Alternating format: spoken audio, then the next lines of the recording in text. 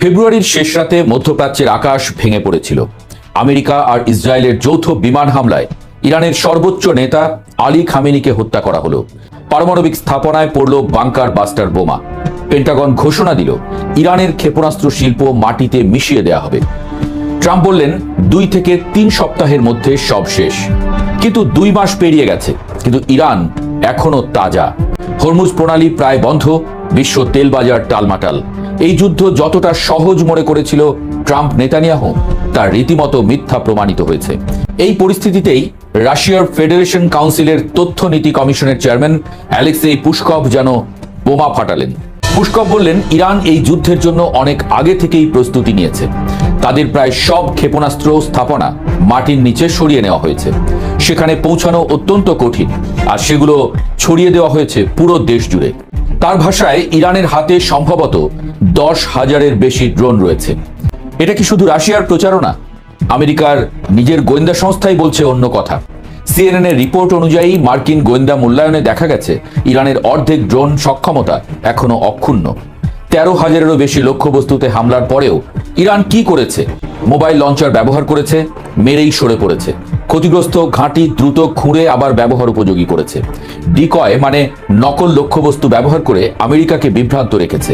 পুশকভ বলছেন ঠিক কথাই, ইরান শুধু লড়ছে না, ইরান টিকে থাকার কৌশল নিয়ে লড়ছে।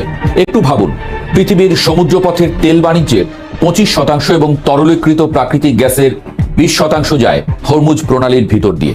ফেব্রুয়ারির শেষে আমেরিকার হামলার কয়েক ঘন্টার মধ্যেই ইরানের বিপ্লবী গার্ড বাহিনী রেডিওতে ঘোষণা দিল কোনো জাহাজ এই পথে চলতে পারবে না। সাউফান সেন্টারের বিশ্লেষণ বলছে ইরানের সবচেয়ে কার্যকর অস্ত্র আসলে মিসাইল বা ড্রোন নয়, হরমুজ বন্ধ করার ক্ষমতাটাই তাদের সবচেয়ে বড় কৌশলগত সম্পদ। এই বন্ধের ফলে বিশ্বের তেলের দাম প্রায় দ্বিগুণ হয়ে গেছে। জেট ফুয়েলের দাম বেড়েছে আরো বেশি। বিশ্ব শিপিং কোম্পানিগুলো জাহাজ নোঙর করে বসিয়ে রেখেছে। এপ্রিলের শুরুতে যখন যুদ্ধবিরতি হলো, তখনও শিপিং কোম্পানিগুলো ঝুঁকি নিতে রাজি হয়নি। ট্রাম্পের সবচেয়ে বড় মাথা ব্যথা এখন মূল্যস্ফীতি, আর হরমুজ সেই মাথা ব্যথার সরাসরি কারণ। ইরান বুঝেছে মিসাইল দিয়ে আমেরিকাকে কাবু করা যাবে না, কিন্তু তেলের দাম দিয়ে ট্রাম্পের রাজনীতিকে চাপে ফেলা যাবে। এখানেই পুশকভের বিশ্লেষণের আসল মর্ম। তিনি বলছেন ইরানের কাছে এটা অস্তিত্বের প্রশ্ন, শেষ পর্যন্ত লড়বে, কিন্তু আমেরিকার কাছে এটা বাধ্য হয়ে নয়, ইচ্ছা করে লড়তে নামা। আর সেই যুদ্ধে অনেক আমেরিকানই ট্রাম্পকে দোষ দিচ্ছেন। ইতিহাস কিন্তু এই পার্থক্যটাকে অনেক গুরুত্ব দেয়। ভিয়েতনাম থেকে আফগানিস্তান আমেরিকা বারবার দেখেছে যে সামরিক শ্রেষ্ঠত্ব থাকলেই যুদ্ধ জেতা যায় না।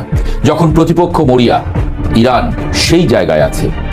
ফেব্রুয়ারিতে খামেনিকে হত্যা করা হয়েছে। এরপরে ইরানের নতুন নেতৃত্বের কাছে পিছু হটার কোনো রাজনৈতিক জায়গা নেই। আর আমেরিকার পক্ষে পেন্টাগনের মুখপাত্র বলছেন সব ঠিকঠাক চলছে, কিন্তু গোয়েন্দা রিপোর্ট বলছে ভিন্ন কথা।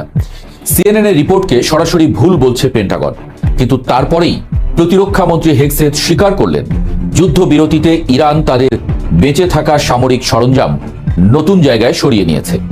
পুশকভের এই বিবৃতি হঠাৎ করে আসেনি। ঠিক আগের দিন পুতিন ইরানের পররাষ্ট্রমন্ত্রী আরাগচির সাথে বৈঠক করেছেন। রাশিয়ার প্রতিরক্ষা মন্ত্রী বেলোউসভ বললেন রাশিয়া ইরানের সার্বভৌমত্ব এবং ভৌগোলিক অখণ্ডতার পক্ষে। কূটনৈতিক সমাধান চায় মস্কো, কিন্তু রাশিয়ার ভূমিকা শুধু কথায় সীমাবদ্ধ নয়। বিশেষজ্ঞরা বলছেন মস্কো ইরান ও আমেরিকার মধ্যে পরোক্ষ আলোচনায় মধ্যস্থতার সুযোগ খুঁজছে।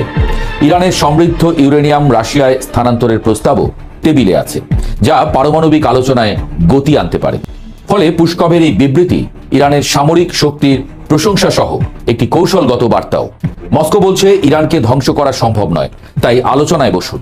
আর সেই আলোচনায় রাশিয়াকে পাশ কাটিয়ে যাওয়া যাবে না। 7 এপ্রিল যুদ্ধবিরতি ঘোষণা হলো, কিন্তু হরমুজ এখনো বন্ধ। পাকিস্তানের মধ্যস্থতায় আলোচনা খেলা চলছে। ট্রাম্প চাইছেন ইরান ইউরেনিয়াম সমৃদ্ধকরণ বন্ধ করুক। ইরান বলছে সার্বভৌমত্বের প্রশ্নে কোনো ছাড় নেই। মার্কিন সেক্রেটারি অফ স্টেট রুবিও বললেন ইরান এখনো তার অর্ধেক ক্ষেপণাস্ত্র মজুদ ধরে রেখেছে, কিন্তু নৌশক্তি ধ্বংস হয়েছে। সিএনএন বলছে দুই পক্ষ আসলে যতটা দূরে মনে হচ্ছে ততটা নয়। কিন্তু বাস্তবতা হলো প্রতিটি দিন হরমুজ বন্ধ থাকা মানে বিশ্ব অর্থনীতির ক্ষত বাড়া। সমুদ্রে আটকে আছে 20,000 নাবিক। তেলের দাম চাপে রাখছে আমেরিকার গৃহস্থালী বাজেট। ট্রাম্পের রাজনৈতিক ক্যালকুলাস বলছে একটি চুক্তি দরকার দ্রুত। আর ইরানের নতুন নেতৃত্ব জানে এই মুহূর্তে যত বেশি সময় নেওয়া যাবে আলোচনার টেবিলে শক্তি তত বাড়বে। পুস্কভ ঠিকই বলেছেন, এটা ইরানের জন্য অস্তিত্বের যুদ্ধ, আর অস্তিত্বের লড়াইয়ে মানুষ বা রাষ্ট্র শেষ মুহূর্ত পর্যন্ত লড়ে। হাজার হামলার পরেও ইরানের টিকে থাকার কারণ এটাই।